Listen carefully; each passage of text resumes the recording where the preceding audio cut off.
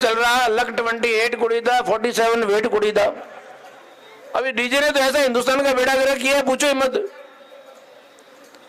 अब डीजे पे गाना चलता है कि चकलो दुनालियां, आज बदला लेना है। और भाई तुम दुश्मनी करने आए हो, रिश्ता करने आए हो। अब जिस शादी की बुनियादी दुनालियों पे पड़ेगी वो कैसे आके निभेगी? तो भाई मौके के मुताबिक संस्कार रखो। एक ये बीमारी और आ गई है, पता नहीं किसकी दुनिया लूट रही है, लंका लूट रही है। टेलीफोन मोबाइल क्लेम लगाए हुआ चल रहा है मोटरसाइकिल पे और चाह रहा है, उसको पता ही नहीं मैं कहां चल रहा हूं। हम कई बार रोकते हैं टोकते हैं तो कैसा बस भूल गए साहब। अरे भैया तू तो भूल गए, वो यमराज कौन भूल रहा है? अटे जानो साहब, और दुकान बस थोड़े गए हो सर भाइयों, गए की तो गारंटी आएगी, गारंटी को नहीं भाई। गंगानगर में रामलीला चल रही, रावण दहन के लिए आपके भगवान राम तीर धनुष लिए हुए आ रहे हैं, हनुमान जी गदा घुमाते हुए आ रहे हैं, पूरा राम दरबार आ रहा है। और उस राम दरबार के सामने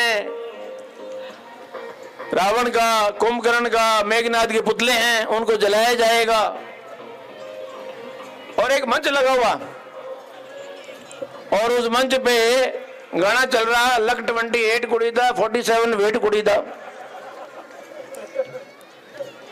तो मैंने उस आयोजकों से कहा, मैंने कहा भाई यार ये तो कम से कम शर्म करो कुछ तो, इतनी गिरावट तो मत लाओ। अब वो क्यों गंगानगर पंजाबी इलाका है भाई, पंजाबियों के बोले साहब बीड़ी नहीं कटी होती। तो मैंने कहा तुमको पीले चावल दिए जो बीड़ी कटी करनी है, फंक्शन करो तो घर में कर लो, और अगर पब्लिकली भी करते हो तो कम से कम एक रीति रिवाज, एक दस्तूर। हमारे गुरुजी ने कहा है जाने गीत विवाह गाइए, आते हैं तो विवाह के गीत विवाह में गाइए। अभी डीजे ने तो ऐसा हिंदुस्तान का बेड़ा गर्क किया है, पूछो ही मत। अब डीजे पे गाना चलता है कि चकलो दुनालियां, आज बदला लेना है। और भाई तुम दुश्मनी करने आए हो, रिश्ता करने आए हो। अब जिस शादी की बुनियादी दुनालियों पे पड़ेगी वो कैसे आके निभेगी? तो भाई मौके के मुताबिक संस्कार रखो। मौके के मुताबिक ये जो पुराने त्योहार चल रहे हैं, ये आज आपके मेले चल रहे हैं, ये इनका यही योगदान है कि आपकी संस्कृति को इन्होंने पुनर्जीवित रखा हुआ है। इस मुरारका फाउंडेशन का भी मैं धन्यवाद दूंगा कि इन्होंने जो है बेटर पुलिसिंग के लिए बहुत हमेशा तत्पर रहे हैं, हमेशा जो है सहयोग करते रहे हैं। मैं अपने बारे में ज्यादा नहीं कहूंगा, लेकिन इतना ही कहूंगा कि ग्रामीण परिवेश से हूं और पिताजी मेरे जो है हरियाणा, आपके पहले आर्मी में, बाद में बीएसएफ में कमांडेंट की पोस्ट से रिटायर हुए। और मैं भी जो है सीमा सुरक्षा बल में जो अभी ऊँट देखे और ये बंदे को, जवान को देखा तो पुराने दिन याद आ गए। 89 बैच का असिस्टेंट कमांडेंट बीएसएफ में रहा हूँ, 4 साल देश सेवा करके बाद में ये यहाँ सेवा करने आपके बीच में पधारा। अब वो चंग वाली बात आ गई तो अब तो चंग तो बज ही नहीं रहे, अब तो बजता ही नहीं है। मेरे पिताजी की बीकानेर पोस्टिंग थी, हमारे बटालियन थी, उसमें सारे राजस्थानी हुआ करते थे। तो 1 महीना पहले चंग बजने शुरू हो जाते थे, दिवाली से, होली से पहले। वो होता था जमाना, वो होता था उल्लास। हमें याद है शाम के टाइम हम बैठ जाते थे, वो सुनते रहते थे बाहर लॉन में, और सामने लाइन्स में, पुलिस लाइन्स में जो है बैरिक्स में जवानों की चंग थाप बजती थी। तो थाप आज भी याद है, इसलिए वो थाप बजा ली, वरना ऐसे नहीं बजती वो।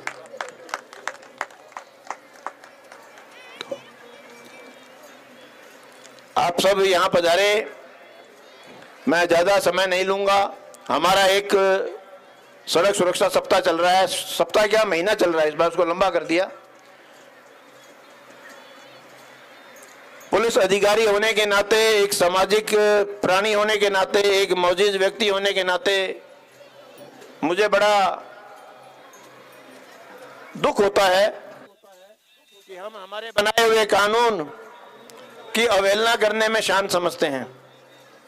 ये आप लोगों ने ही बनवाए हैं कानून, आपके जो एमपी बैठे हैं पार्लियामेंट में, वो आपके बिहाफ पे काम करते हैं।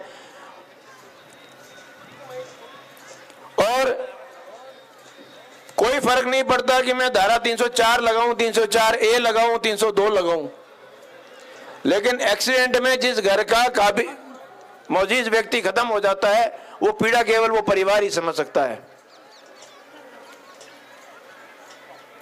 ये जो कानून बने इन कानून की पालना करने का दायित्व आपका है। मैं सड़क पे खड़ा होके क्यों मैं आपको रोकूं और क्यों टोकूं कि आप हेलमेट लगाइए?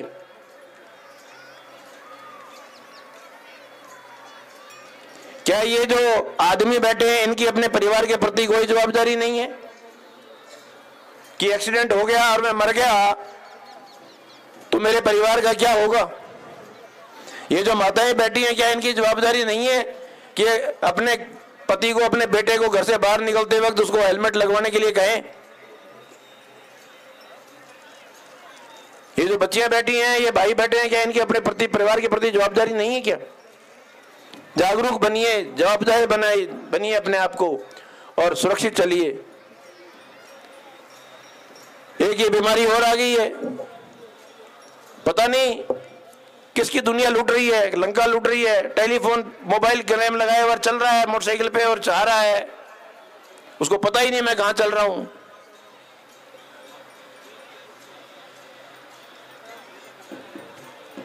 गाड़ी में सीट बेल्ट दी हुई है, उसका प्रॉपर इस्तेमाल कीजिए।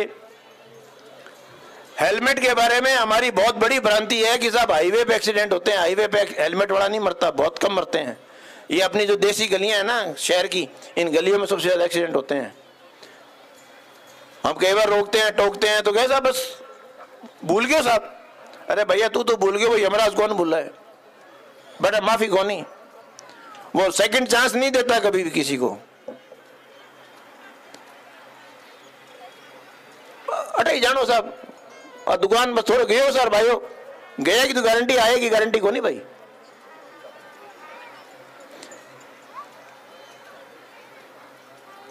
और सबसे बड़ा एक कारण जो है वो ड्रंकन ड्राइविंग का भी है। शराब पी के आदमी खुद तो मरता ही है, सामने वाले को और मारता है। बस ऐसे आदमी को तो नरक में भी जगह नहीं मिलनी चाहिए, कि वो खुद के परिवार को तो तबाह करता ही है, सामने वाले के परिवार को भी तबाह करके जाता है।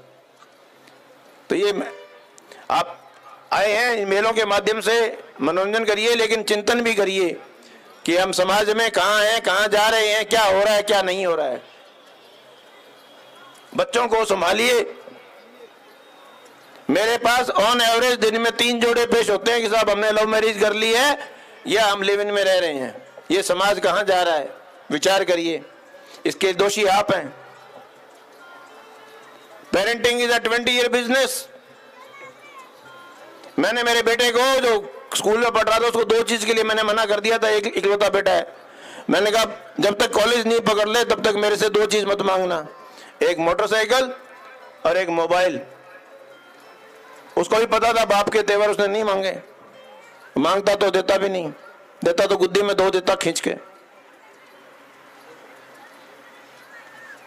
ये बच्चों को लाड नहीं है, ये बच्चों को बिगाड़ रहे हो आप। कंट्रोल नहीं है आपका बच्चों के ऊपर। बच्चा क्या कर रहा है, उसको मोबाइल कर दिया, फ्री कर दिया, वो मोबाइल के जरिए उसकी कोई सीमा नहीं है, उड़ान भर रहा है। वो कहां जा रहा है, क्या कर रहा है, क्या नहीं कर रहा है।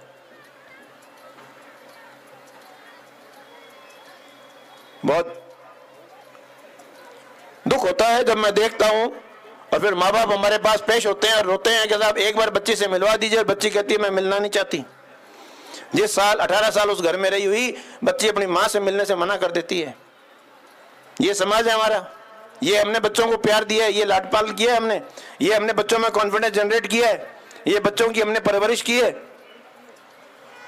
चेत जाइए बीबी, आप जागिए, चेतिए, बच्चों के दोस्त बनिए, बच्चों को उनके सुख दुख में, उनके हर चीज में उनको शामिल करिए।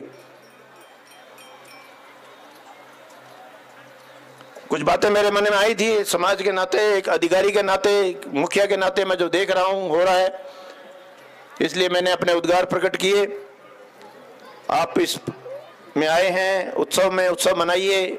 जीवन एक उत्सव होना चाहिए। अपनी परंपराओं को जीवित रखिए। परंपराएं अच्छी हैं, लेकिन जो एक बात बताई वो परंपरा में अगर गलत है तो उसको हम प्रदर्शन नहीं कर सकते। आज मारवाड़ में मनवार है अफीम की, इसका मतलब नहीं हमें अफीम घोल के बैठ जाएं। समाज में मान्यता हो सकती है, लेकिन इलीगल है। अगर स्मोकिंग इलीगल है, हुक्का इलीगल है तो इलीगल है, उसको प्रदर्शित नहीं कर सकते हम किसी भी आड़ में गलत काम को पॉजिटिव पेश नहीं कर सकते और करना भी नहीं चाहिए। गलत गलत ही रहेगा। नशा गलत है तो है, उसको किसी भी रूप में हम सही नहीं ठहरा सकते। वरना अगर भांग और गांजा अगर सेवन लायक होते तो हमारे भगवानों ने पुराणों में पहले लिख दिया होता कि बेटा खूब चिल्लम भर भर के पियो, मजे करो, ऐश करो। किसी भी धर्म में नहीं कहा, नशे को सब धर्मों ने बुरा बताया है। इसलिए अच्छे आचरण और अच्छे उदाहरण पेश करिए। समाज बहुत कुछ देखता है, इस मंच से बहुत कुछ सीखता है और फॉलो करता है। धन्यवाद। जय हिंद।